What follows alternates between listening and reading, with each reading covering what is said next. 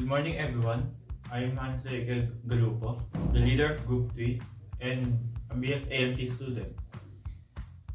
Welcome to our short presentation about our documentary in our activities in the AMT 127L for the aircraft weight and balance, which we have done throughout the prelim. And here are my group mates. Hi, I'm Jay Malava, a BSAMT student. Hi, my name is Aaron Joshua Bengatan, a BSAMT student. Hi, I'm Rans Lupian, a BSAMT student. Hi, I'm Aaron Kizana, BSAMT student. Hi, I'm Alan Kizana, BSAMT student. Now, let's talk about the first activity we had, which is all about the different equipment used in aircraft weight and balance. The first is called the aircraft measuring scale. These tools are specifically used to determine the aircraft weight and balance.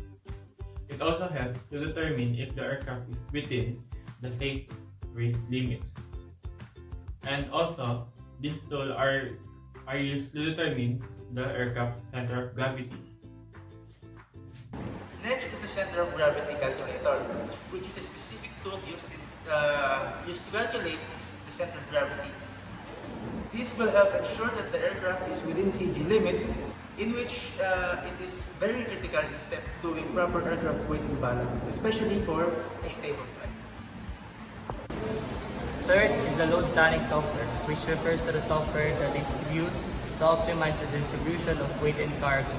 It will ensure that the aircraft is well balanced and within CG limits for a safety and stabilized flight. This specific software helps calculate the best configuration for cargo, passengers, and fuel to maintain the proper center of gravity and ensure a stable flight.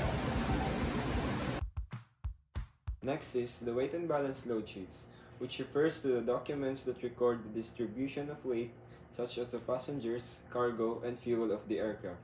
This will help ensure that the aircraft is within safety limits and its center of gravity is correctly positioned. This sheet is very essential when it comes to flight planning and regulatory compliance.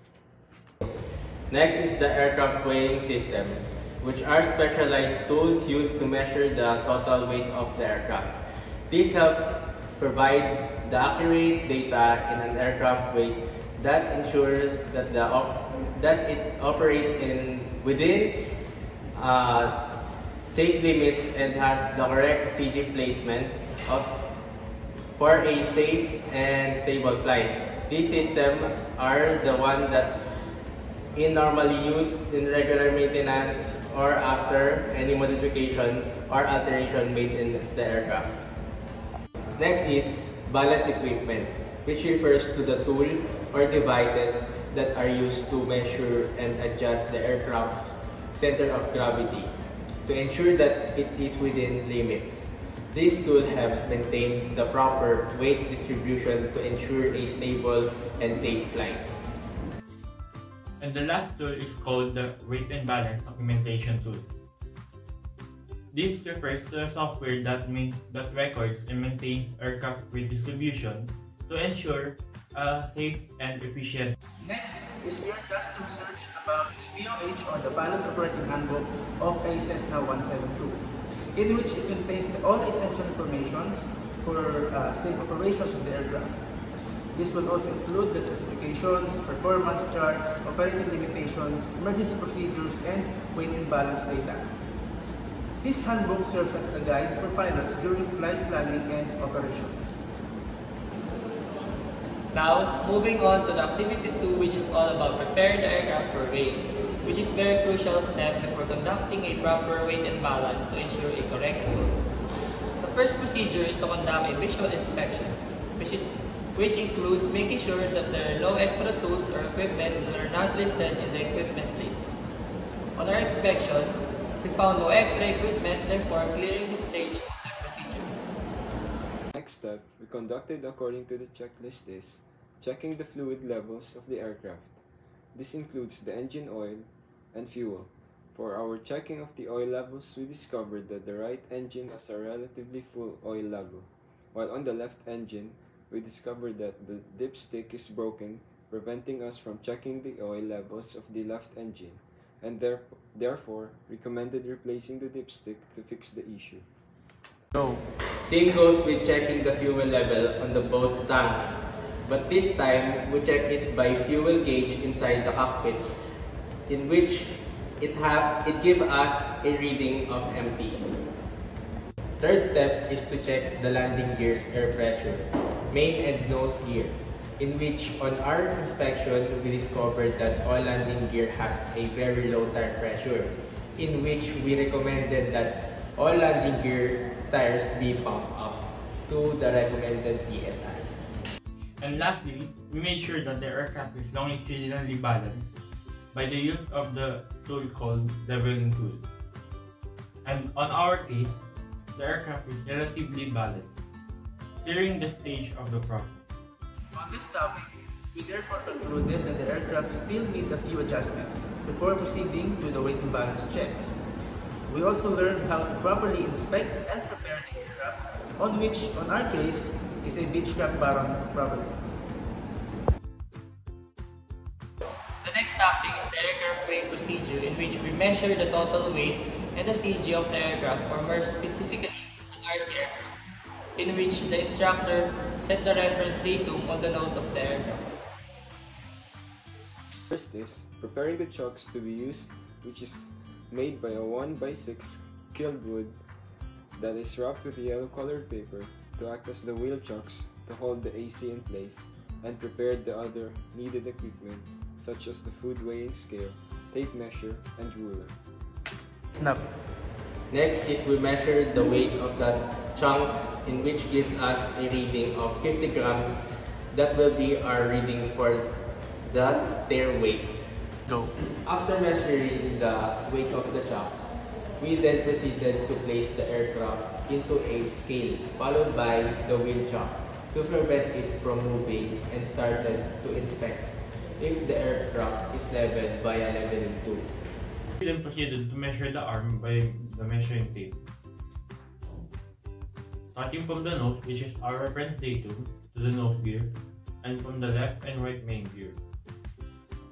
And after determining the arm, we input the data we collected from measuring into our calculation. After that, we can now get the total or gross weight reading for each scale. This is where we encounter our first issue, which is the scale readings are fluctuating or not staying in a stable reading. This is later found out that this is due to the ceiling fans that are turned on during the weight and balance process. And therefore, the downward air from the fans is pushing the left wing down, causing unstable readings on each scale. In getting each measurement, we first get the nose wheel weight, followed by the left and right main gears.